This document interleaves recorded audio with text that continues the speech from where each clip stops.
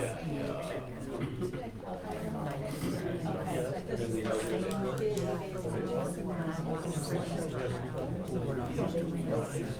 I don't. I said that part. Okay.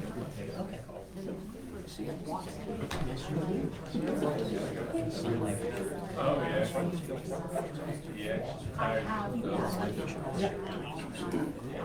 Good retired.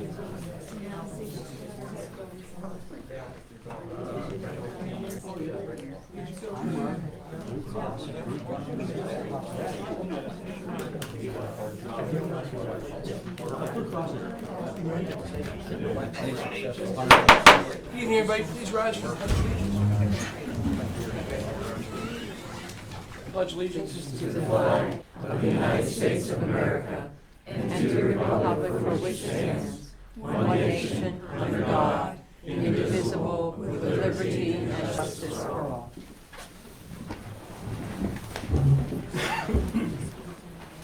First item tonight is I need a motion from council to excuse Councilwoman Bernardo. She is on the phone. She's at home with the flu. She's on the phone? Yes, right there. No need to excuse her, do you? Oh, no, I guess we don't. No. She's here. Okay, good, very good. Okay, number 3, approval of minutes, city council meeting minutes, November 13th, 2023. Council's wishes. I make a motion to approve those. Second. Okay, we have a motion on the floor, properly second, to approve the council meeting minutes for November 13th, 2023. Any questions on the motion? We'll vote on the motion. Reesinger. Yes. Dietz. Yes. Bernardo. Yes. Augenbaugh. Yes. Walsh. Abstain? Registry of invoices presented. The auto draft is $15,555.16. General fund $876,215.75. And Penn Vest, which is usual, is for the sewage treatment plant, $3,052. $3,052,675.47. There's a lot. I know. Council's wishes. Motion to approve. Second. Okay, motion on the floor, properly second, to approve the registry of invoices as presented. Any questions on the motion? We'll vote on the motion. Reesinger. Yes. Dietz. Yes. Bernardo. Diane? Yes. Augenbaugh. Yes. Walsh. Yes. Public comments? Mr. Gelfand? Elliot Galpin, There's a lot of different bills on the agenda tonight. How many of those are mandatory to get done before the end of the year, and how many of those can we push off till the new year? I'm gonna say 0 and 0. Nope. The first meeting, so for the council bill, 1974, 1978, those ones have to be done. Oh, I thought you meant the bills that we just voted on. You're talking about the council bills? The bills we're gonna discuss with the agenda tonight. Oh. Those two need to be done this year. Okay. Which ones are the budget, The obviously? budget and the tax levy. Okay. What's the tax levy? It sets the millage for the taxes. So we have the budget, which sets the amount of revenues and expenses, and then we set the millage for the property taxes. Anybody else? Mr. Echo? Charlie Mack in Monroe Street. I'm gonna make some comments about something. I know you guys are gonna have to check with the state to find out. When you're coming down 219 south through town, you make the right to come down through the boulevard here. The first sign that you see that you need to be in the left lane to go through town, to come through there safely, is 1 block before it goes down to 1 lane. There needs to be more signage farther up the boulevard stating that 219 to be in the left lane when you get down through there, and traffic's gonna flow better through there. If you get a truck that comes down through there and he doesn't see that till the last minute, you get 70 feet of vehicle that you're trying to get over in 1 block. Sometimes it's pretty hard to do. So I think just check with the state to get some more signage on the boulevard would be a good idea. I will do that. Thank you. Yep. Anybody else? Okay. Okay, Ms. Cherry, time to start talking. First reading of Council Bill number 1974, the 2024 budget, and the 1978, the tax levy. Mayor, members of council, ladies and gentlemen. Council Bill number 1974 is a proposed ordinance of the City of Du Bois in the County of Clearfield and the Commonwealth of Pennsylvania, appropriating specific sums estimated to be required for the specific purpose of the city government hereinafter set forth during the year 2024. Be it ordained, and it is hereby ordained and enacted by Council of the City of Dubois, Clearfield County, Pennsylvania. Section 1, that the expenses of the city for the fiscal year, the following amounts are hereby appropriated from revenues available for the year for the department bureaus and specific purposes set forth below. First one is the preliminary general fund budget for the year 2024. The cash balance on January 1, 2024 will be determined based on the expenses for the end of the year. The total revenues expected in the budget are $9,238,311. And from that, real estate taxes of $1,137,000, local enabling taxes of $1,342,878, recreation and culture tax $195,000, licenses and permits $190,000, fines and forfeits $40,000, interest of $12,000, rents and royalties of $8,000, state revenue entitlements $359,240, local government contracted services $240,000, payments in lieu of taxes $37,000, assessment collections $2,500, general government $233,819, public safety $133,300, trash collection $1,682,640, recreation $198,195, parking facilities $52,500, miscellaneous receipts $395,919, grant income $673,300, and administrative fees $2,305,091. The expenditures are expected to be, for general government expenditures, $1,115,010, consisting of general government administrative $703,950, tax collection $160,744, legal $81,809, personnel $3,500, engineering $165,006. The total public safety budget expense $3,634,934. Pardon me. Police department $2,275,712. Fire department $268,380.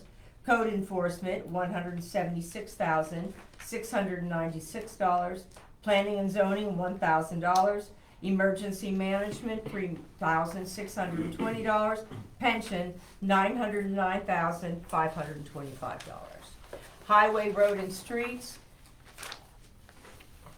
$856,591. Refuge and recycling $1,368,000. Traffic and street signs $25,000. Street lighting $83,000. Parking $5,500. Community development $92,000, for total public works of $2,430,091. The total culture and recreation $676,821. Of that, $588,821 is pool administration, maintenance, and parks. $88,000 is public library. Total debt service $150,348. Miscellaneous expenditures $3,000. Insurances $331,073, for total expenditures of $8,341,277. The general fund capital budget for the year of 2024. The cash balance as of January 1, 2024 will be determined based on the expenditures up to December 31, 2024.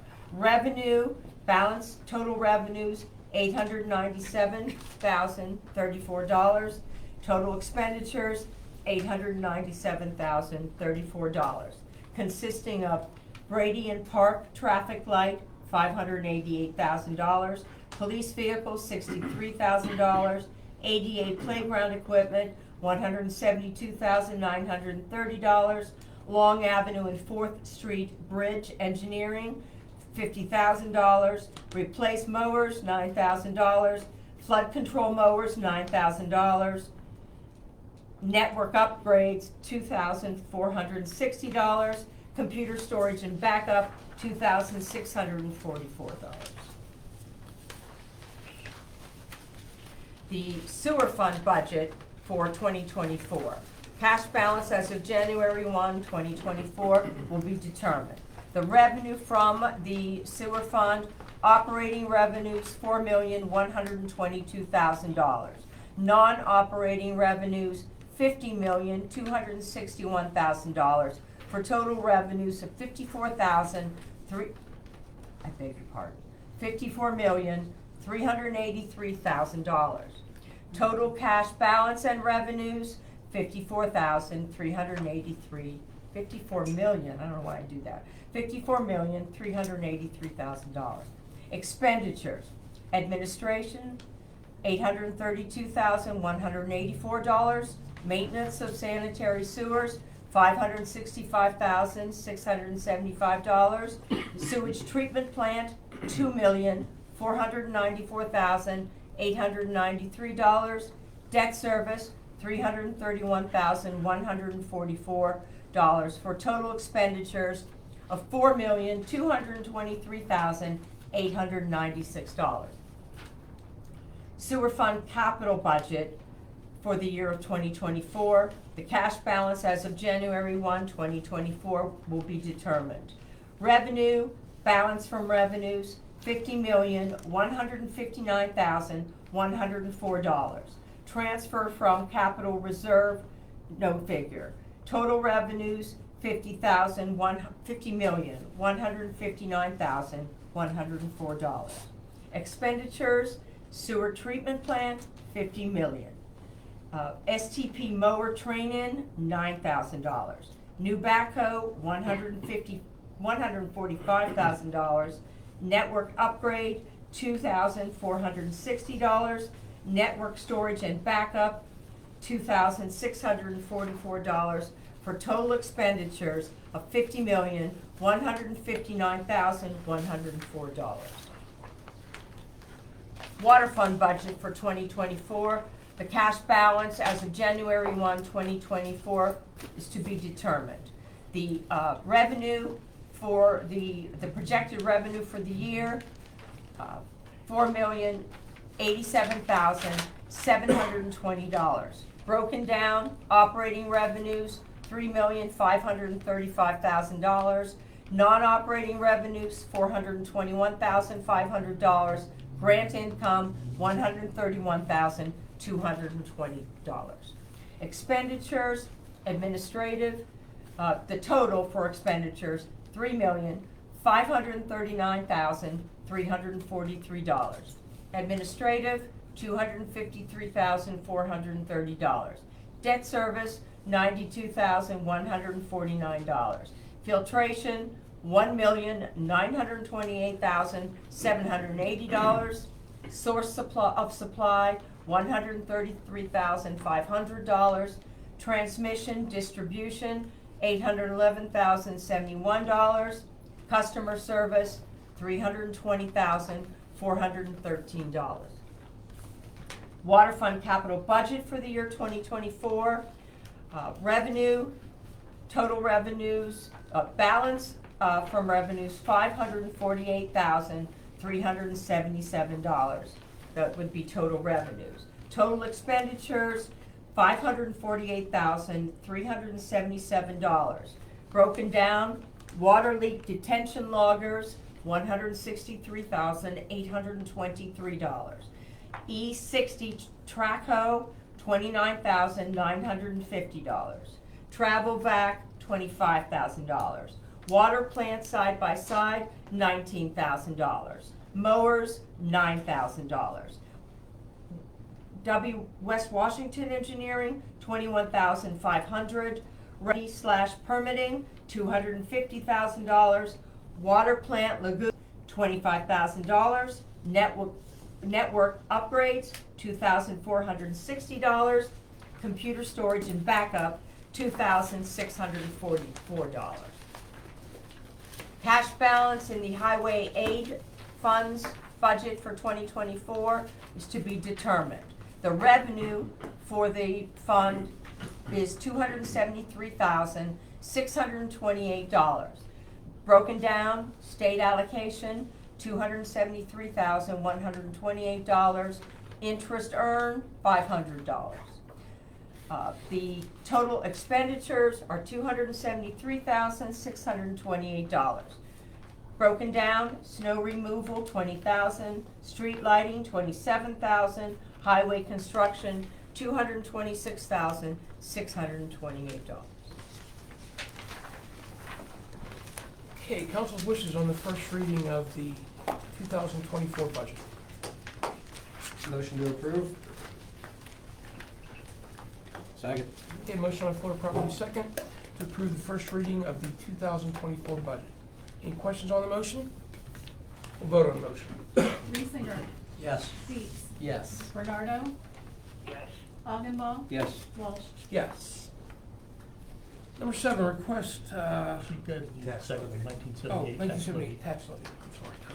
Is that budget available online? It is, yes. And how do you get that budget online? How do you go in to get it?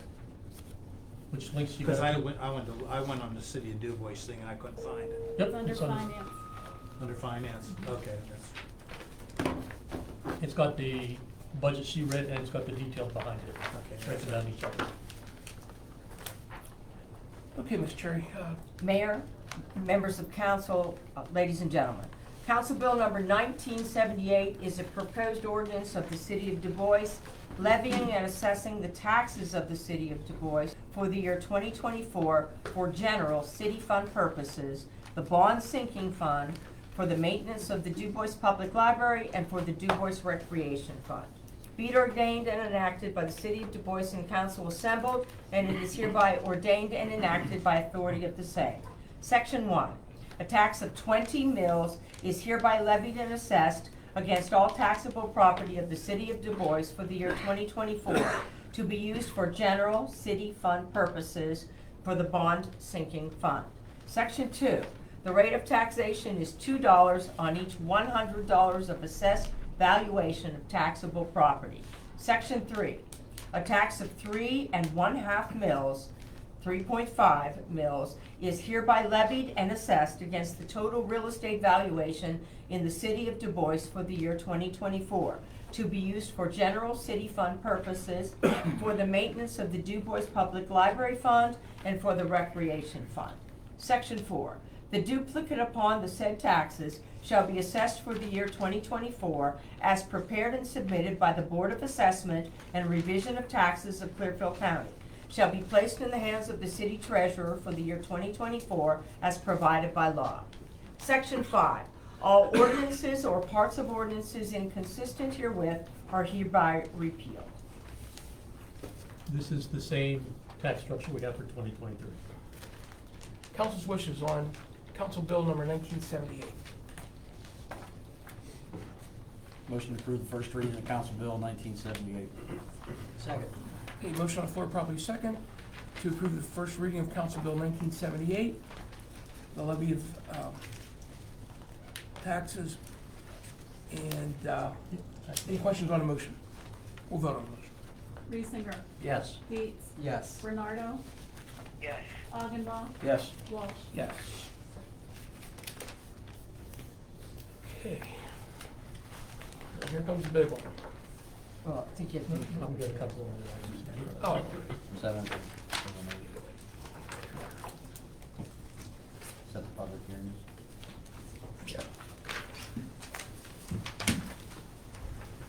Okay, number 7, request first public hearing on Monday, December 11th, 2023, at 5:50 concerning council bills number 1974 and 1978. Council's wishes. That would be 10 minutes before the next meeting. That's correct. Make a motion to approve the request for the public hearing on Monday, December 11th, 2023 at 5:50 PM concerning Council Bill number 1974, 2024 budget and Council Bill number 1978, 2024 tax levy. Second. Motion on the floor properly second to hold our first public hearing on Monday, December 11th at 5:50 PM concerning council bills numbers 1974 and 1978. Any questions on the motion? We'll vote on the motion. Reesinger. Yes. Dietz. Yes. Bernardo. yes, Augenbaum. Yes. Walsh. Yes. Number 8, request second public hearing on Tuesday, December 26th at 5:50 concerning the same bills 1974 and 1978. Council's wishes. Motion to approve?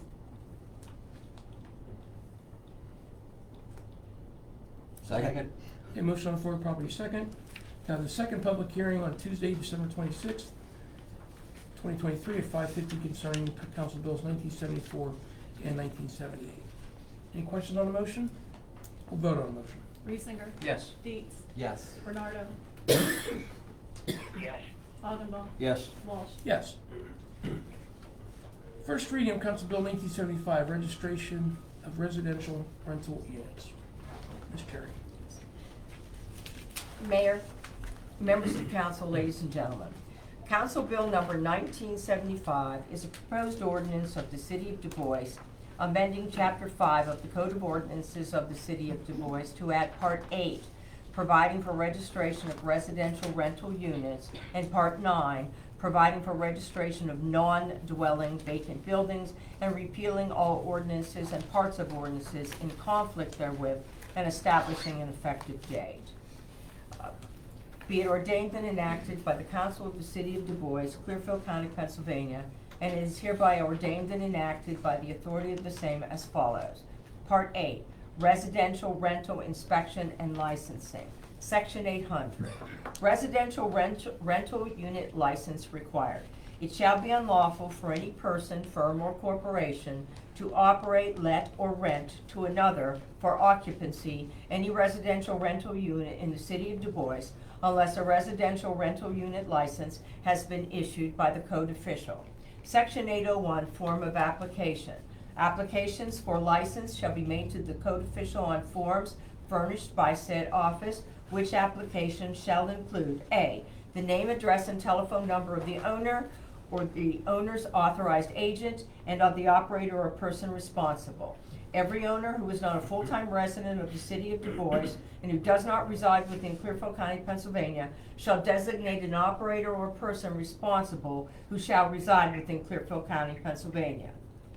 B, the location of the structure by street and number. C, the number of dwelling units available for occupancy at a single address, structure, or premises. D, name of current tenant or tenants at the time of license renewal. E, a copy of a photographic identification, including but not limited to a state-issued driver's license and/or federally issued passport. F, such other related information as the code official may reasonably require. Section 802, time for application. With respect to existing rentals requiring licenses as required by Section 800 hereof, all applications for permits shall be made on or before April 1, 2024. This 2016 is, I missed the date. This was an old one we had brought forward, and it died after the first reading. So that's a mistake. It should be 2024. I missed that. I apologize. Section 803, issuance of conditional housing permits. A, the code official shall initially issue a conditional housing permit to the applicant. B, the issuance of the conditional housing permit shall constitute consent for inspection of the subject rental premises by the code official. C, the code official shall within a reasonable time conduct an inspection of the structure to determine compliance with this code. D, if the rental premises complies with this code, the code official shall issue to the applicant a residential rental unit license. E, 1, if the rental premises does not comply with the provisions of this code, the code official shall proceed to enforce the provisions of said code. 2, in addition to the enforcement of all other remedies as set forth in this code, non-compliance with orders and notices of the code official shall result in the revocation of the conditional housing permit and/or the residential rental license. In such event, the subject premises may not thereafter be rented to other persons, except that current tenants may continue to occupy such premises until their lease term expires or until other termination of tenancy, provided further that such premises have not been determined by the provision of this code to be unfit for human occupancy. Section 804, signature to permit. The code official's signature shall be attached to every permit or license, or the code official may authorize a subordinate to affix such signature thereto. Section 805, fee schedule. Conditional housing permits and residential rental unit licenses shall be renewed annually on or before the first day of April each year.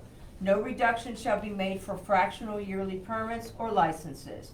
The permit and license and inspection fee shall be established from time to time by resolution of City Council. Section 806, display and use. The conditional housing permit or residential rental unit license shall be posted in a conspicuous place in the owner's or operator's office or public hall in structures that contain 5 or more dwelling units. In all structures, the permit or license shall be accessible by the owner or operator to produce upon request of the code official.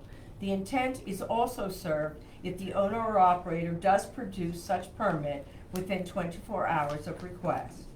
The issuance of a conditional housing permit or a residential rental unit license to an owner or operator of rental property shall constitute consent for inspection of the subject premises upon reasonable notice. The permit or license is and shall remain the property of the Department of Codes and the inspections of the City of Du Bois. Section 807, owner's rights. The terms and provisions of this ordinance are not intended to bar, preclude, or affect the rights of the owner to pursue judicial relief against a tenant for damage caused to a property or for which a tenant is legally responsible. Section 808, rules and regulations. There shall be established by the code official rules and regulations for the implementation of this ordinance. Such rules and regulations shall be reviewed and approved by City Council and be passed by resolution. Part 9, annual registration of vacant buildings. Section 901, purpose.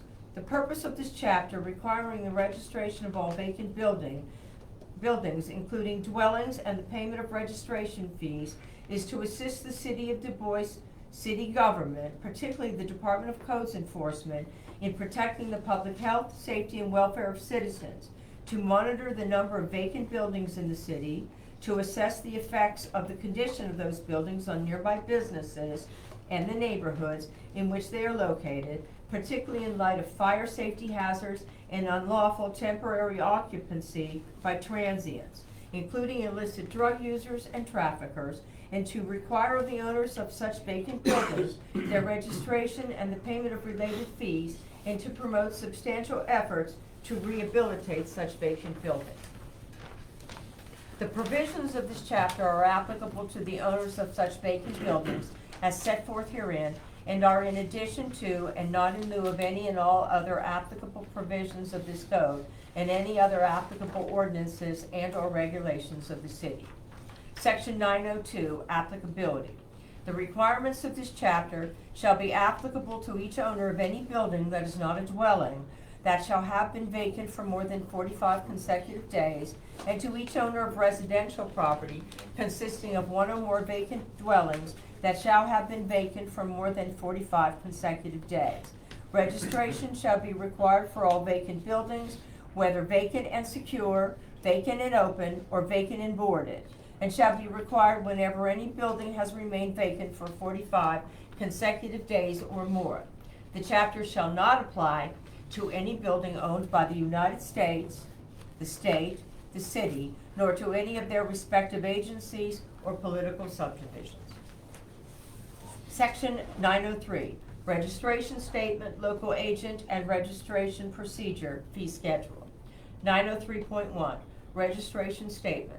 Each such owner shall cause to be filed a notarized registration statement, which shall include the street address and parcel number of each such vacant building, the names and addresses and parcel number of each such vacant building, the names and addresses of all owners, as hereinafter described, and any other pertinent information deemed necessary by the DCE. The registration fees as required by subsection 1003.3 of this chapter shall be billed by the DCE and shall be paid by January 1 of each year. The purposes of this chapter, for purposes of this chapter, the following shall be applicable. 1.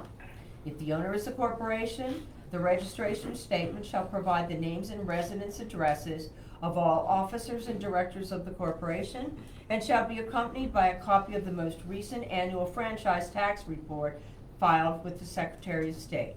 2. If an estate, the name and business address of the executor of the estate. 3. If a trust, the name and address of all trustees, grantors, and beneficiaries. 4. If a partnership, the name and residence addresses of all partners with an interest of 10% or greater. 5. If any other form of unincorporated association, the names and residence addresses of all principals with an interest of 10% or greater. 6. If an individual person, the name and residence address of that individual person. 7. If in no instance shall the registration of a vacant building and the payment of registration fees be construed to exonerate the owner, agent, or responsible party from responsibility for compliance with any other building code or housing code requirement. 8. One registration statement may be filed to include all vacant buildings of the owner so registering. 9. If the status of the registration information changes during the course of any calendar year, it is the responsibility of the owner, responsible party, or agent for the same to contact the DCE within 30 days of the occurrence of such change and advise the department in writing of those changes. 903.2, local agent. If none of the persons listed as above at an address within the state, the registration statement also shall provide the names and addresses of a person who resides within the state and who is authorized to accept service of process on behalf of the owner and who shall be designated as a responsible local party or agent, both for purposes of notification in the event of an emergency affecting the public health, safety, or welfare, and for purposes of service of any and all notices or registration statements as herein authorized and in connection herewith. 903.3, registration fee schedule. The owner of the vacant property as of November 15th of each calendar year shall be responsible for the payment of the non-refundable registration fee. Said fee shall be billed by the DCE and based on the duration of the vacancy as determined by resolution of the City Council from time to time. 903.4, delinquent registration fees as a lien. After the owner is given notice of the amount of the registration fee due, except for those owners that have properly perfected an appeal pursuant to the terms of the International Property Maintenance Code previously adopted by the City of Du Bois and other procedures adopted by the Code of Ordinances of the City of Du Bois, and the owner fails to pay the amount due, said amount shall constitute a debt due and owing to the city, and the city may lien said property and or commence a civil action to collect such unpaid debt. Section 904, waiver of registration fee. 904.1, one-time waiver of registration fee. A one-time waiver of the registration fee may be granted by the Code Appeals Board upon application of the owner if the owner, 1, demonstrates with satisfactory proof that the owner is in the process of demolition, rehabilitation, or other substantial repair of the vacant building, and 2, demonstrates with satisfactory proof the anticipated length of time for the demolition, rehabilitation, or other substantial repair of the vacant building.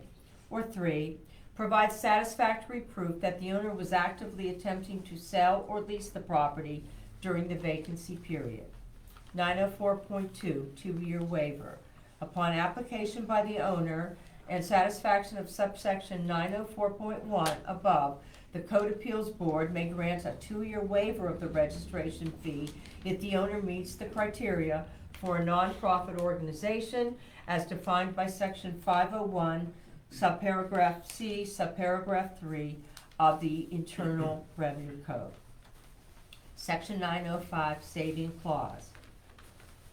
That nothing in this ordinance or in the Property Maintenance Code previously adopted by the City of Du Bois shall be construed to affect any suit or proceeding pending in any court, or any rights acquired or liability incurred, or any cause or causes of action acquired or existing under any act or ordinance hereby repealed as cited in this ordinance, nor shall any just or legal right or remedy of any character be lost, impaired, or affected by this ordinance.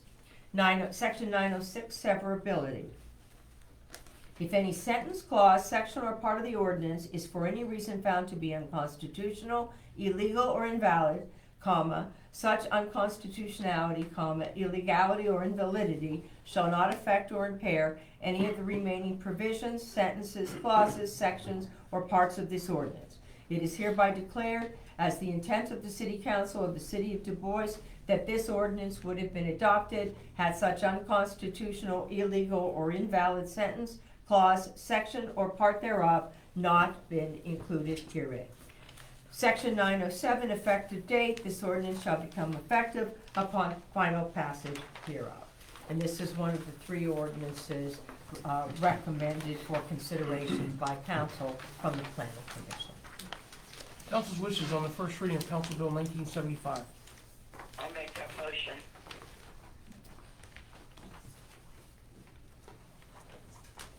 Second that motion? Okay, we have a motion on the floor, properly second, to approve the first reading of Council Bill 1975. Any questions on the motion? Yeah, I have some comments. Mr. Reeser. With the part 801, name of current tenant or tenants at the time of license renewal, I don't see how that's necessary. You don't know who lives in my house. Why should we know who lives in my tenants' houses?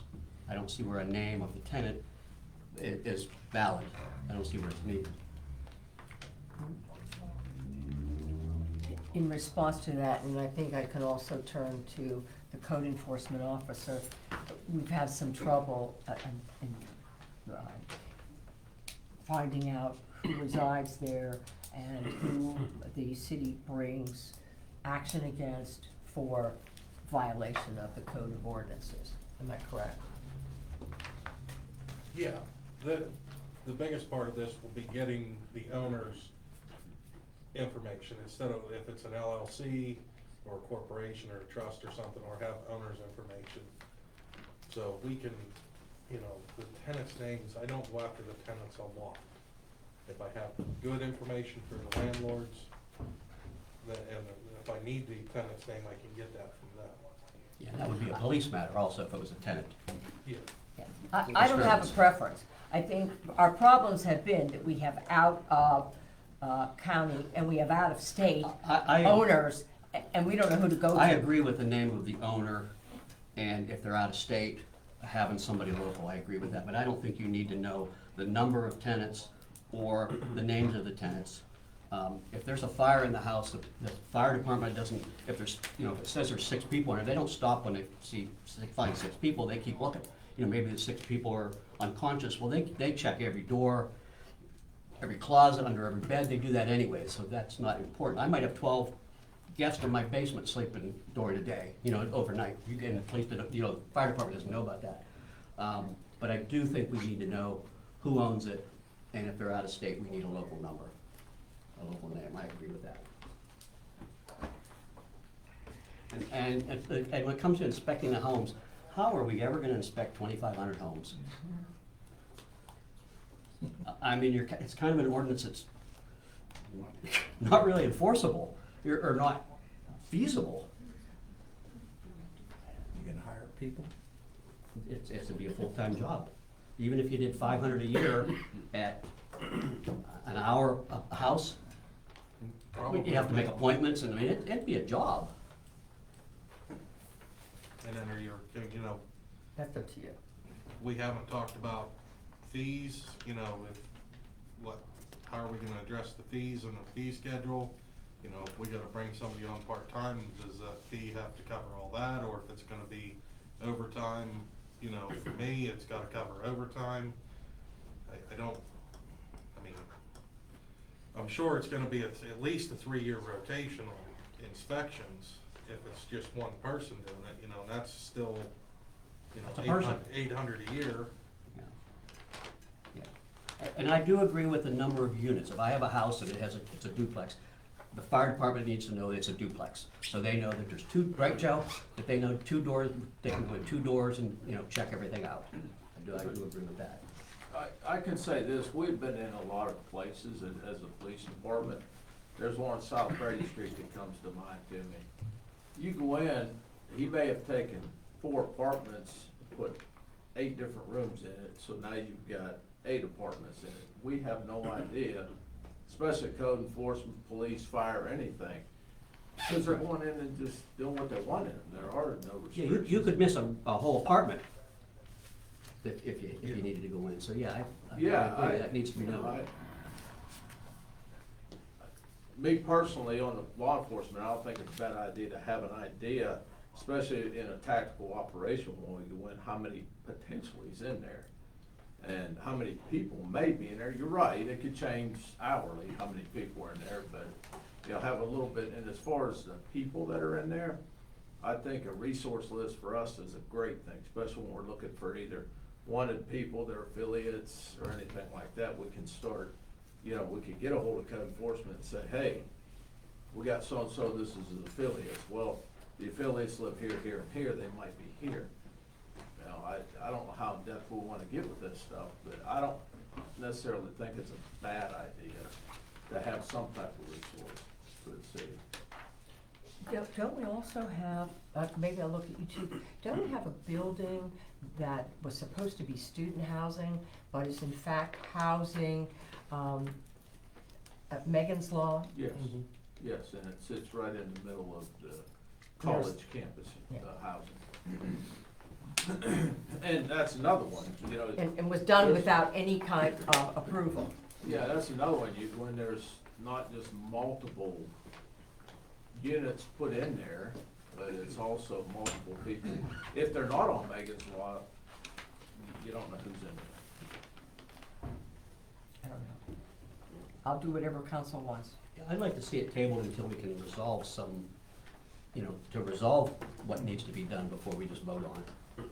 Well, I think, you know, approving a reading to get it out there, then turn around, and have the public hearing on it to where Yeah. people can have time to digest that as far as, you We're not know, approving this landlords, tonight, things we're like just approving that. first reading. Okay. Then during the hearing, that's when people can come and ask their questions. Okay. Better have a long meeting time, I have, like for your open meeting. So Council Bill 70, 1975, 76, and 77, these 3 will be posted on the website as well, so everybody has a chance to review them. And I do think they have to be published. Yeah, So, well, I'm just saying, expect, you know, Done. you're not gonna have for 15 minutes for a meeting. I remember the last one. Okay, so we have a motion on the floor and we have a properly second. Any other questions by council? Okay, we'll vote on the motion. Reesinger, No. Dietz, Yes. Bernardo, Diane? We lost her. Yes. Okay. Augenbaum, Yes. Walsh. Yes. Okay. Council Bill number 1976, automotive repair facility. Mayor, members of the council, ladies and gentlemen. Council Bill number 1976 is a proposed ordinance of the City of Du Bois amending Chapter 248 of the Code of Ordinances of the City of Du Bois to add a definition for an automobile repair facility and to amend the time and distance requirements left blank in Section 248-3 entitled, quote, posting of junkyard licenses, operating procedures. Section 248-4 entitled Storage Requirements for Junk, and Section 248-8 entitled Fencing and Screening Maintenance. Now, therefore, be it ordained and enacted by the Council of the City of Du Bois in council assembled, and it is hereby enacted and ordained by authority of the same as follows. Section 1. Section 248-1 entitled Definitions, subparagraph A shall be amended to add the following definition. Automobile repair facility. A business involved in the active repair of disabled vehicles, providing long-term storage of disabled motor vehicles for a period of 60 days or more, causing the same to be subject to the provisions of Section 248-4 of Chapter 248. Section 2. Subparagraph C of Section 248-3 entitled, quote, Posting of Junkyard Licenses, Operating Procedures, end quote, shall be amended to insert the operating times left blank in the previous ordinance as follows. C. Junkyards and businesses licensed under this chapter may not operate on Sunday nor between the hours of 10 o'clock p.m. and 7 o'clock a.m. except to remove any wrecked automobiles from any public highway. Section 3. Section 248-4 entitled, quote, Storage Requirements for Junk, end of quote, shall be amended as follows. All junk in junkyards licensed under this chapter shall be stored as herein provided. A. All junk shall be set back at least 15 feet from any adjoining premises and at least 15 feet from the nearest right-of-way of any public street, road, or highway. B. All junk shall be stored and arranged so as to permit access by firefighting equipment. Junked motor vehicles shall be spaced in rows with at least 15 feet between double rows. Other junk shall be stored in piles or tiers, which shall be separated by aisles or cleared areas of no less than 10 feet. C. Junk shall be arranged so as to prevent the accumulation of stagnant water and shall be stacked to a height of not more than 8 feet from the ground. D. All gasoline and oil shall be drained from junked motor vehicles within 48 hours of arrival on premises. Such gasoline and oil shall be stored at only one location on the premises and not more than 100 gallons in the aggregate in proper containers may be stored above ground. E. Paper, rags, plastics, and similar materials for salvage shall be stored indoors. Section 4. Section 248-8, entitled Fencing and Screening Maintenance, shall be modified to read as follows. Every junk dealer licensed under this chapter shall enclose and maintain his junkyard as herein provided. A. Every junkyard premises shall be completely enclosed by a fence. Such fences shall be set back in accordance with the provisions of Section 248-4, capital A, shall be at least 8 feet in height, and shall be of wood or wire with maximum lineal openings of 4 inches. Entrance gates shall be of similar material, well constructed, and shall be kept securely locked except during business hours. Fencing shall be maintained in good condition throughout its length at all times. B. The area inside the fence and lot lines of any junkyard premises shall have weeds mowed regularly and not permitted to go to seed. C. All junkyard premises shall be maintained in such manner so as not to cause a public or private nuisance, nor shall they cause any menace to the health or safety of persons off the premises, nor shall they cause any excessive or offensive or noxious odors or sounds, nor shall they cause the breeding, harboring, or infesting of rats, rodents, or vermin, nor shall they be in violation of any health or sanitation law or ordinance or regulation of any governmental body. Section 5. All other provisions of Chapter 248 of the Code of Ordinances entitled, quote, junkyards, end of quote, not in conflict herewith, are reaffirmed and re-ratified as if the same were set forth at length herein. Section 6. All other ordinances or parts of ordinances or resolutions in conflict herewith being the same are herewith repealed. Section 7, the within ordinance shall become effective upon final enactment hereof. Council's wishes on the first reading of Council Bill 1976.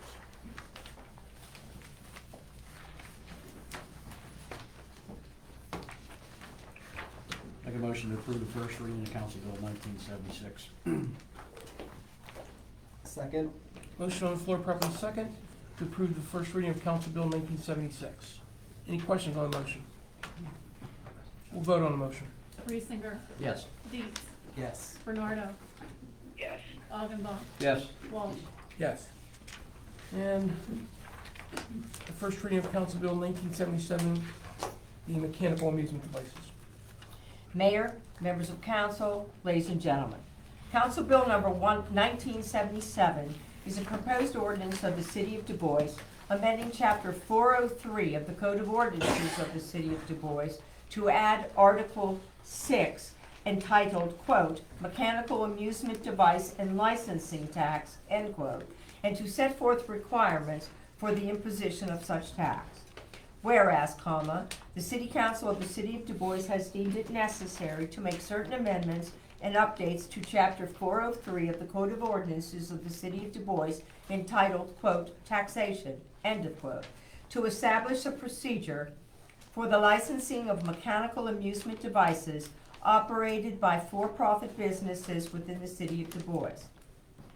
Now therefore, it is hereby enacted and ordained by the City Council of the City of Du Bois, Pennsylvania, that the following ordinances shall be adopted and codified as Article 6 under Chapter 403 entitled, quote, Taxation, end of quote, as follows, colons.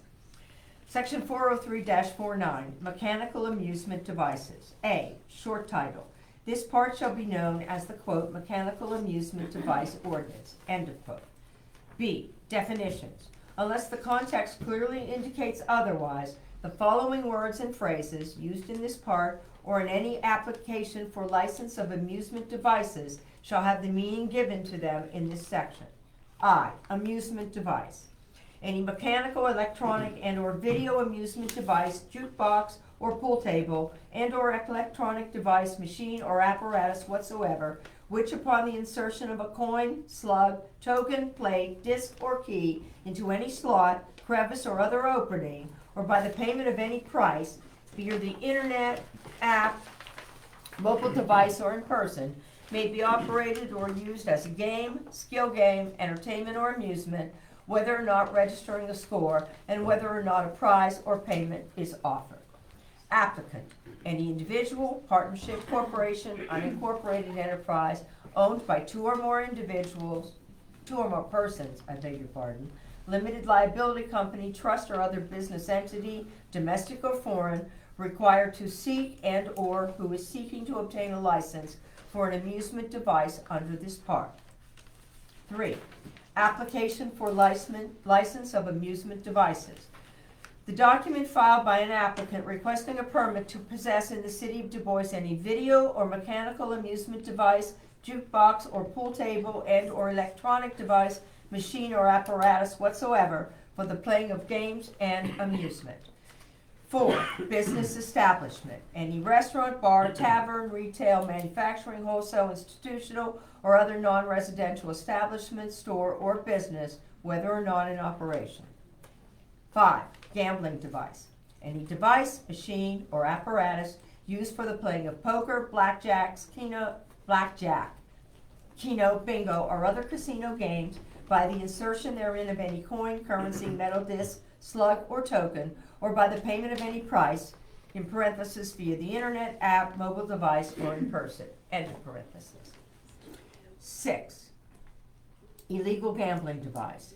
Any device, machine, or apparatus designed and or specifically equipped to be used for the playing of poker, blackjack, keno, bingo, slots, or other casino gambling games by the insertion therein of any coin, currency, metal disc, slug, or token, which has or is designed to facilitate the ready use of a knockoff or knockdown device or other capability for erasing or eliminated accumulated playing credits. 7. Jukebox. Any device, machine, or apparatus which plays recorded music, whether by record, tape, compact disc, or other means, by the insertion therein of any coin, currency, metal disc, slug, or token, or by the payment of any price via the internet app, mobile device, or in person. 8. Pool table. Any device or apparatus upon which is played the games of 8-ball, billiards, pool, snooker, or other similar games for which a fee is charged, whether or not such device is operated through the insertion of coin, currency, metal disc, slug, or token, or by the payment of any price via the internet, app, mobile device, or in person. 9. Proprietor. Any individual, partnership, or corporation who owns, leases, or maintains the for-profit business establishment in which any jukebox, pool table, or video or mechanical amusement device is placed for the use, patronage, recreation, or amusement of the public or of persons in or about the business establishment. 10. Vendor. Any individual, partnership, corporation, unincorporated enterprise owned by 2 or more persons, limited liability company, trust, or other business entity, domestic or foreign, who is the lawful owner of any jukebox, pool table, or video or mechanical amusement device for which a license is sought under this part, or any individual, partnership, or corporation which makes, assembles, sets up, maintains, sells, lends, leases, gives away, or offers for sale, loan, lease, or gift any jukebox, pool table, or video or mechanical amusement device for which a license is sought under this part. 11. Video or mechanical amusement device. Any device, machine, or apparatus used for the playing of games or otherwise used for the purpose of amusement or entertainment by the insertion therein of any coin, currency, metal disc, slug, or token, or payment via the internet, app, or in person, including but not limited to, quote, claw machines, end of quote, electric or electronic dartboards, end of quote, gambling devices, end of quote, pinball machines, end of quote, skill games, end of quote, and end quote, video games, end of quote. C. License required. No individual, partnership, corporation, unincorporated enterprise owned by 2 or more persons, limited liability company, trust, or other business entity, domestic or foreign, shall at any time have in his/their possession within the city of Du Bois any video or mechanical amusement device, jukebox, or pool table for the playing of games and amusement without first having procured a license and paying a license fee or tax therefor as hereinafter provided in this part. D. Application for license. Any applicant, as defined herein, desiring to procure a license as required in subparagraph C of this part, shall apply therefore in writing to the City of Du Bois Code Enforcement Officer. Said application shall require information including but not limited to the following with regard to the applicant, proprietor, and or vendor as appropriate. I. The application status, new or renewal license. 2. 2 little i's. The type of business. 3 little i's. Business information including but not limited to the name of the business, the mailing address and location of the business, phone number, email address, and business contact information. 4. IV. The list of the type and number of mechanical devices as well as the vendor. E. Persons ineligible for licenses. The City of Du Bois Code Enforcement Officer shall not issue a license for any video or mechanical amusement device to any person who, I, is not 21 years of age, 2 little i's, has been found guilty of or accepted accelerated rehabilitative disposition for possessing or using a video or mechanical amusement device in violation of the Crimes Code of the Commonwealth of Pennsylvania, 18 PA CSA Section 101 et sec, within 3 years of the date of the application. F. Conditions for issuance. The grant of a license applied for under this chapter shall be subject to the following conditions, in addition to the payment of fees as further addressed herein. I. No license shall be granted under a period of 10 days shall have elapsed. I beg your pardon. Let me start over. No license shall be granted until a period of 10 days shall have elapsed from the date of application, during which time the City of Du Bois Code Enforcement Officer may, at his or her direction, investigate the facts set forth in the application. 2, little i's. The City of Du Bois Code Enforcement Officer shall refuse to issue a license for any device that the applicant has not affirmed the fact that it is not designed or intended to be used for gambling purposes. 3, little i's. A license shall not be issued unless until the applicant acknowledges: 1, that obtaining or displaying a City of Du Bois license does not sanction or permit the use of any device for gambling purposes or possession of an illegal gambling device, either per se or as modified; and 2, that if the applicant or licensee illegally uses or possesses an unlawful gambling device, either per se or as modified, he or she may be prosecuted by the City of Du Bois or other law enforcement officials. G, construction of provisions.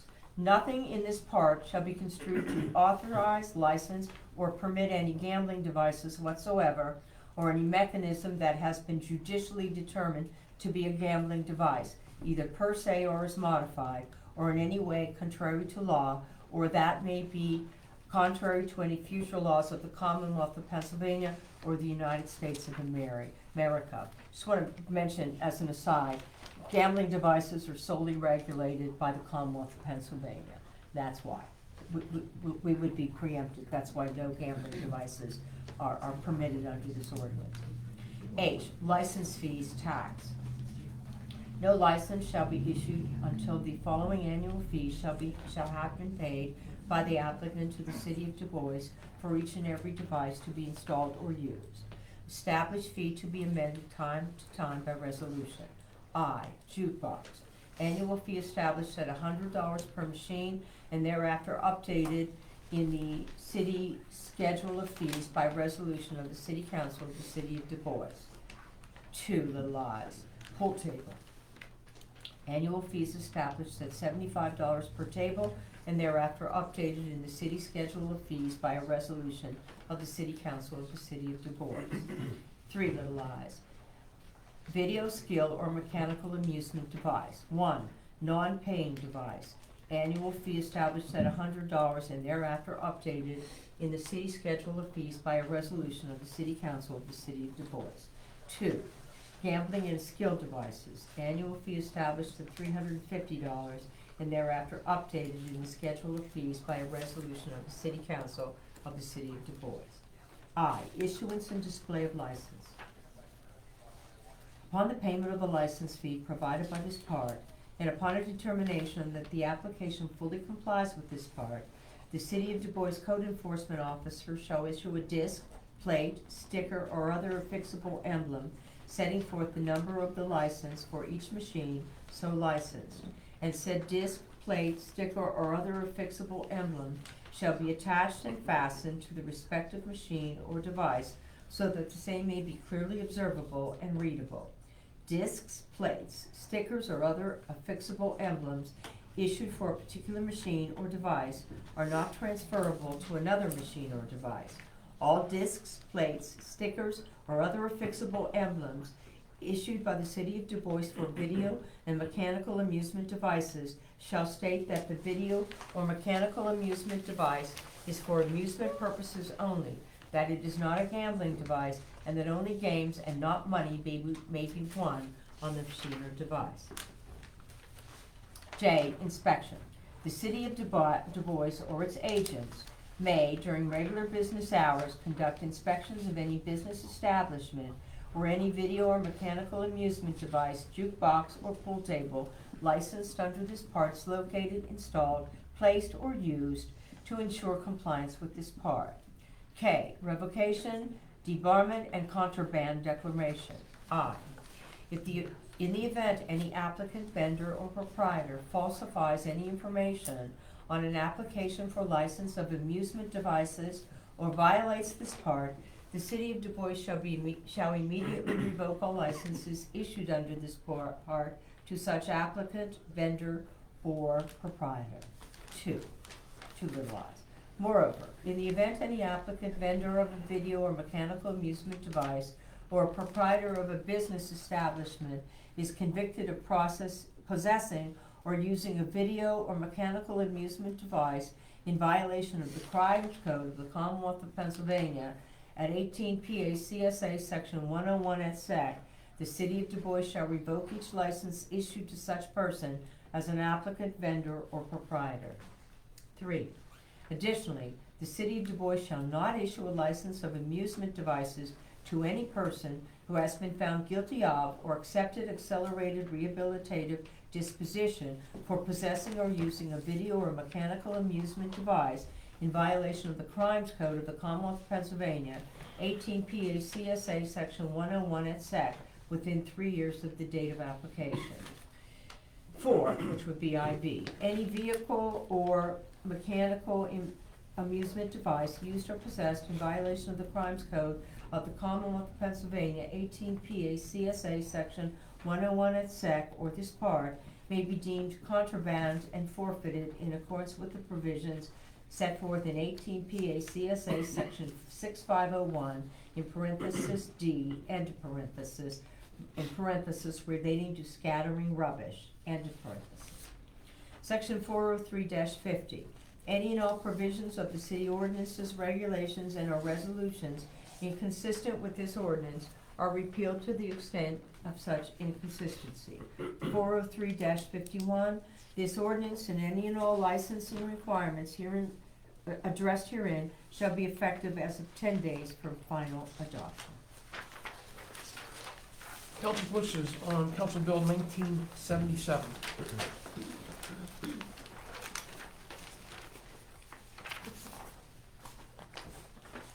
Motion to approve, first reading.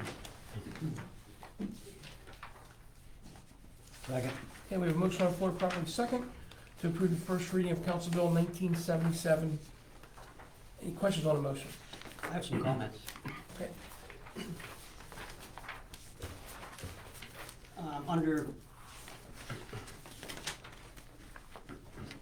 Under F, Section H, I don't see why, and I know these are old-time ordinances and things were done a certain way at a certain time. But when it comes to a jukebox, a pool table, a normal video game, even, you know, I can't see Zach going over to Haas's and checking out a claw machine. But he does. But he does, yeah, I mean, that's kind of a waste of time. I don't see a fee or anything for those things. I do believe that something needs to be done about the gambling devices that pay out, okay? I'm not sure $350 a year is enough. I think I'd like to see that raised a little bit. I'd like to see the hours of operation looked at. I'd like to see a limit on the number of locations looked at. And I'd like to look at the number per location and the number in the city of the machines. They have a potential, Chief, if you'd like to speak on it. Yeah, they are nuisance property. They become very quickly. We had an issue just at the one on George Street with the break-in in one of the machines. It's gonna continue, and, you know, there's gonna be narcotic activity in them as well. There always is, and, you know, maybe something in there of a nuisance property, maybe revoke their license or something, you know, but if we start having the issues with disorderly people within or narcotic violations. On a particular location. Yes, you know, Okay. that, if there's something along that line, but yeah, I agree 100% with you. I think the fee, I think, you know, and I don't know the legality of time frames and all that, what we can and can't do, but I would think everything that we could do, we should probably try to do to discourage these places from popping up, because they're a moneymaker, they make tons of money. Yeah, I'm not opposed to the ordinance, I just think it needs to be investigated a little bit more and better decisions made. Now, remember, Councilman, First reading. but more importantly, this ordinance is in effect in Johnstown, and they had consultants. So We did not reinvent the wheel. We adopted what Johnstown does. Did anybody And we contact- thought that Did would anybody pass. talk to the people in Johnstown to see how it's working? You did, Jack? Yeah. It seemed okay? Yeah, they seem to be having Okay. okay with it. Okay. I don't know how many of these pop-up little places they're getting with these skills machines, though. I did not ask that question. But I can reach back out to. Yeah. Like I said, I'm not opposed to the ordinance. I just think we Yeah, need to. the something's only thing changed. I'm concerned about is, and one of the things, I had a conversation with the attorney who was here on the transfer of the liquor license. We talked about this afterwards. He does a lot of work with the PLCB. And he had some concerns that these ordinances, if they become too restrictive, might be challenged. That's just a thought, okay? But I think, but it's working very well in Johnstown. Okay. One other thing I'd like to comment is, first thing Tony read before the phone calls start coming to me and to anybody else, this is not for the nonprofit organizations. This is for a for-profit business. I disagree with that. I think it should be for everybody. Well, the nonprofits give a lot of their money away. But the money raised, They're still paying, but just not the higher price. well, and the nonprofits, if they raise money a certain way, they have to give so much away to the community. 60% they do. But the money from these, that's not a requirement. For what? The money raised from the skills game is not a requirement to give to the public. Right, but they still do.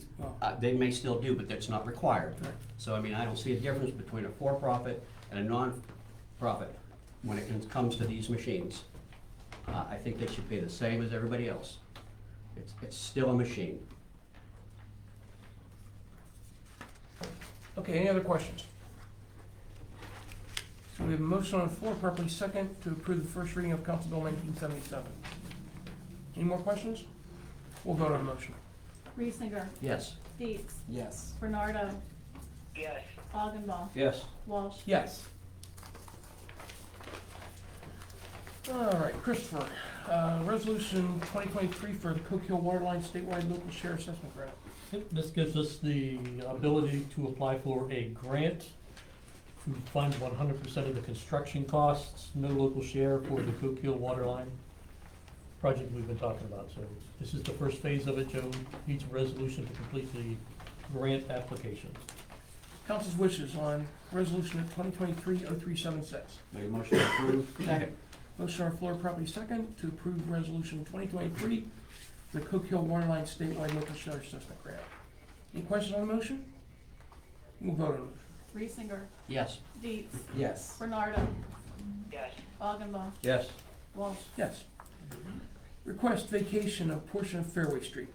Yeah, this is a unopened, unused alley that the city does not have use for. We don't need to maintain.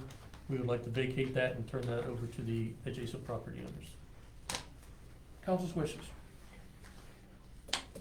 We would need the solicitor to draw that Oh. ordinance up so that we can. Council's wishes to tell our solicitor to draft that request. I'll make that motion.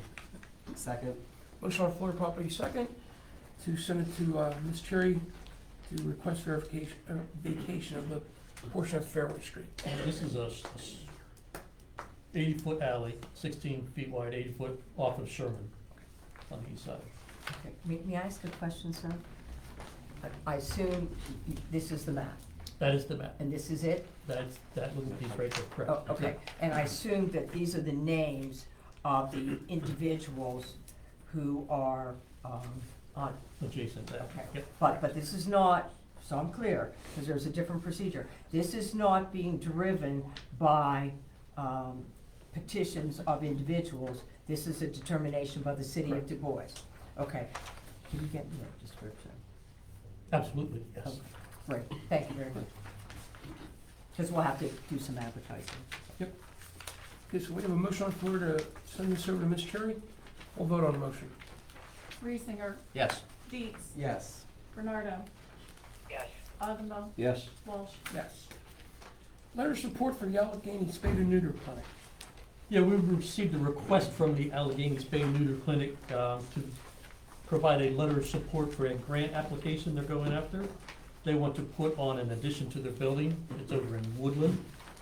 This is the location we use for our spay and neuter program here in the city of DuBois. There's a great benefit. I don't know if Patty or Pat has any input on that, but I believe they support that. She would, I wouldn't.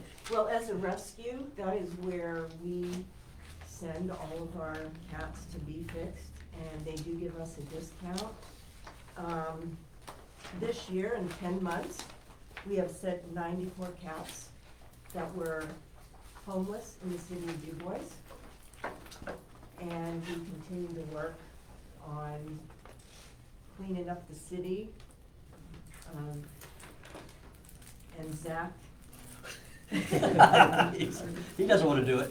No, we work. Worthwhile project We for us to work support. closely with Zach, in locating some of these areas, and he supports us when we have to go to areas that are a little bit sketchy. We've already spent this year, just on the city of DuBois cats, $7,925 to get the strays just in the city of DuBois. Neutered. Neutered and Spayed. spayed. That doesn't include vetting for all the kittens that we take in, that we make sure they're healthy and we find homes for them. So it's something that is done in the city that most people don't know. We're like the quiet warriors of the city. But Thank yes, you. to support them would be helpful. Council's wishes on a letter of support. I'll make that motion. Second? Okay, motion on the floor properly second to issue a letter of support for the Allegheny Spay and Neuter Clinic. Any questions? We'll vote on the motion. Reesinger. Yes. Dietz. Yes. Bernardo. yes, Augenbaugh. Yes. Walsh. Yes. Police Department K-9 Division update. Chief? Yeah, this is Officer Red, K-9 officer. He wasn't able to make it a week or two ago, or whenever we had our last meeting. So he's here now. Officer Red? Yeah, thank you. Ladies and gentlemen of the DuBois City Council, I'd like to thank you for supporting the opportunity this evening to come before you and provide you an update on our K-9 unit within the City Police Department. So a little bit what I'm going to talk about is the number of deployments since the inception, some criminal arrests, and some other stuff that we utilize the K-9 for within the community and neighboring communities. So I'll go over some of the deployments. Our biggest one is drug-related deployments. Those are anything from vehicle searches to residents. Those come in at 103, followed by In what period of time? I'm sorry? In what period of time? So it would have been February of 2020 to current. Okay. So it would have been since day one until present time. We've utilized, like I said, 103 times for the drug deployment, tracking suspects / missing persons, 20 weapons, barricaded subject calls. We've done 3. Those are typically where somebody's barricaded inside of a residence, armed with either a knife or a firearm, and we're able to deploy the K-9 to minimize the risk to the officers. Thankfully, every one of those times, the subject gave up without incident.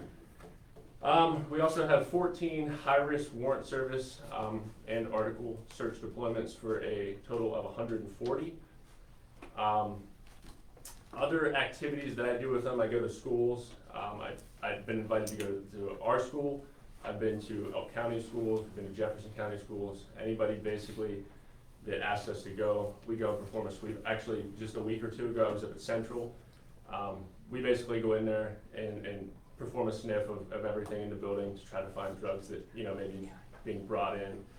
I do jail searches. I know I've been over there a lot. They've been having some issues with contraband and drugs being brought into their facility and overdoses, so we go over there quite a bit. I also do a lot of public demonstrations and like public interactions with children. I've been to numerous daycares, interacted with them.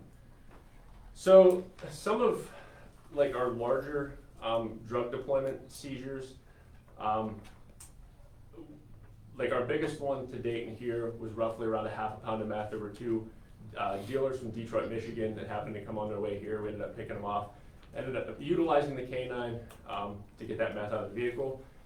Another big one would have been Sandy Township. I assisted them. This would have been last year. We ended up getting upwards of 40 bricks of heroin, fentanyl out of a vehicle. Same with state police down in Phillipsburg. They ended up calling me. We ended up getting 40+ bricks of heroin fentanyl out of that vehicle. One of the most memorable tracking experiences that I've had was a 103-year-old female that was traveling with her sons. They'd stopped at a hotel in Clarion, spent the night there, stayed in different rooms, put them under the bed, woke up the next morning, wasn't able to locate her. They thought she had left. So they call out search and rescue. They put the helicopter in the air. They end up searching everywhere, not able to find her, They call me, I go up. I was able to deploy my canine to the exterior of the building using an article of clothing that she had worn the night before. Based off the observation of the dog, which I look for, and his reaction, I was able to determine she never left the hotel. So at that point, we ended up putting the hotel on lockdown, searched room by room by room by room, ended up finding her in a broom closet. So that was a fantastic outcome. I've also utilized the dog to track like autistic children, basically, and then like people who have fled from us on incidents. We've utilized him at Sandy Township just the other night. Guy ended up fleeing from Sandy Township, ran into the woods, barricaded himself down in. It was a low light level condition. Just prior to my arrival, one of the township officers announced, hey, listen, we're gonna be sending the dog in. You run the risk of getting bit by the dog, and he ended up coming out peacefully and surrendering. So out of those deployments, the only ones that I keep track of for criminal arrests are the ones that I directly do. It's hard for me to keep track of other various departments because a lot of times they don't follow up because they get busy and I just kind of fall through the cracks. So since the inception, the K-9 unit is responsible for 133 different criminal arrests, which is, I believe that's pretty good. I'm hearing some numbers from other people who have K-9s in their departments of equivalent size.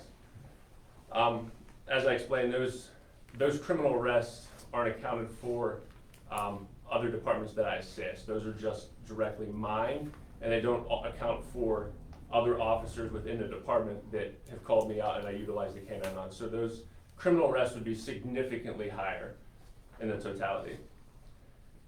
And last I have for you guys, the total hours of training that I've had since day one with the dog that I have invested in the dog would be roughly 1,034 hours. So it's a part-time job in and of itself as a full-time job. And that's all I have for you guys. So. The dog itself, it's a U.S. Marshal now? Is that? So yeah, he deploys with me. I'm a TFO with the United States Marshal Service as well. So he deploys with me, and we utilize him on numerous occasions because when I deploy with them, we go and we serve high-risk warrants. So a lot of times those result in barricaded subjects or somebody who's very violent that we need to get off the street. So we're able to utilize the dog to minimize the risk to public, for public safety and for the police. So, and a lot of times they give up immediately. Like I bring the dog out, I'm able to make them bark on command and they know it's getting real. And they're like, hey, listen, we don't want none of that smoke. So they end up just surrendering peacefully, which is ultimately the outcome that we want anyways. So I know a lot of times too, which aren't accounted for in this, like you arrive on scene, a lot of times people will be like, oh, you're just buffaloing me, you don't really have a dog coming. Well, I get there, I get the dog out, and they're like, hey, listen, you don't need to use the dog, I'll just take this upset. So he's a phenomenal tool for us, and does a very good job. So, and if you guys have any questions, I'm more than happy to answer that. Seems like he retires. So he retires at the end of 2025, but several months prior to that, probably about the middle of 2025, we're going to get another one, hopefully, and get the process rolling with that. So that way, as soon as he retires, the other one can hit the street running. One other thing I would like to touch on too real quick is a lot of times I get the question like, why do you go outside of the community with a dog, right? So those drugs that drug traffickers possess ultimately will end up here and everywhere else. So if we can stop them while they're in transit, that's a win for us, right? Because that 40 bricks of heroin that Sandy Township stopped, that's going to end up here. That's going to directly affect us. The 40 bricks of heroin fentanyl that Pennsylvania State Police stopped down in Phillipsburg, local drug dealer, that's gonna make it here. That's gonna get pushed out. That's gonna result in people overdosing, etc. So it's a win for us if we can work with other law enforcement agencies to combat, the drug epidemic, so. Very good. Good job. Thank you.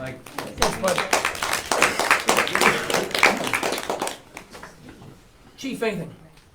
No, sir, not tonight. Mr. Mitchell? No, sir. Zach? I'm good, sir, thank you. David? I'm good. I was coughing. I apologize tonight. Christmas decorations. I did it all this weekend for myself and my mom, and the dust, I just can't deal with. So I'm not contagious. Jimmy? Yeah, thank you for your report and all your time and dedication, and, you've done a great job, with the dog and with the drug program that we have, for combating it, so, hats off to you guys. I would like to add too, unfortunately, I don't have total weights for all drugs seized. Again, that's due to me sometimes falling through the cracks with other departments, and not able to keep track of all those. So I do apologize for that, but if that's something you guys like to see in the future, I can definitely try to make that happen, so. And then, on Juniata Street, I've been getting some phone calls about, was it Sherman that comes down, or is it Sheridan? Right before you go up the hill to school, if you're going up Juniata, the potholes. Potholes at Juniata. It's very rough right there at that intersection. So, if somebody can take a look at that, see if there's anything we can possibly do. Appreciate it. Yep. No, sir. Talking about rough roads, the railroad, I think, did a great job on Division Street and the Boulevard. I mean, I saw them working Sunday in the rain. They worked a lot of hours. They did a lot of work real quick, and I'm very thankful that both those cross paths are very good now. Sure. They did a good job. Nothing. I have a few things I'd like to say for tonight's over. I'd like to congratulate Chris and Daleen and the staff on coming up with another balanced budget with no tax increase. 12 years in standing, so that's pretty darn good. Especially in today's, what's been going on, a lot of accusations of theft of money, underfunded pensions, so on and so forth. For you to get a balanced budget was pretty amazing. I thank you very much. This will be my last meeting as mayor of the city of Dubois. I'll be out of town in December for both meetings. But I'd like to say it's been an honor for 12 years to serve the city of Dubois residents. Last 8 months have been kind of rough. A lot of things have happened, and I think throughout the whole thing, this council, we've been accused, subpoenaed, yelled at, made fun of on social media, harassed, followed, arrested, and through it all, under the advice of council, we remained silent because of the ongoing investigation. Never thought in my life I'd be before a federal grand jury. Boy, it's quite intimidating. But through it all, this council has handled itself with dignity and integrity. And I'm very proud to serve with everybody. I wish the new council luck in moving forward. And with that, I'll ask for my final adjournment. Motion to adjourn. Second. Motion on the floor to adjourn, properly seconded. Take the vote. Reesinger. Yes. Dietz. Yes. Bernardo. Yes. Augenbaugh. Yes. Walsh. Yes. Thanks, everybody. Thanks, man. Yeah. You went to the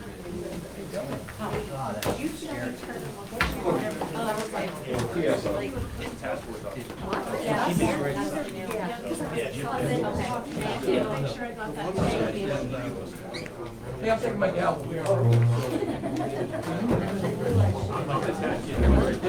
It's not stealing, you said you're gonna take. That's your name on the reach out and get it for you. I'd fall over that table.